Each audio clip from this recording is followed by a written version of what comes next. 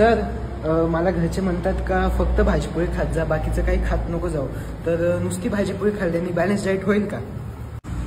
तर मित्रांनो, चांगला प्रश्न आहे. बॅलन्स डाएटमध्ये तुम्ही भाकर, भाजी, कडधान्य, काकडी, गाजर, टोमॅटो, डार्क हिरव्या भाज्या ह्या थोड्या करून तुम्ही बॅलन्स डाएट करू शकता मित्रांनो.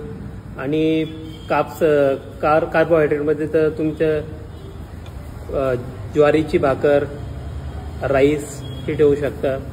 परत हेल्दी फॅट्समध्ये तुम्ही तूप घ्या, ओमेगा 3 असेल त्याच्यात, किंवा मग जवस घ्या, त्यात ओमेगा 3 असेल. नॉनव्हेज खात असाल तर अंडी तर आहेच, फिश आहे. आणि प्रोटीनला प्रायोरिटी द्या मित्रांनो, कारण घरचे आपले बोलतात की प्रोटीन नको खाऊ. आपल्या इंडियन डाएटमध्ये प्रोटीनची खूप कमी आहे मित्रांनो. तर प्रोटीनला प्रायोरिटी द्या. जेवढा खर्च तुम्ही जंक फूडमध्ये करता तेवढा तुम्ही प्रोटीनमध्ये करा.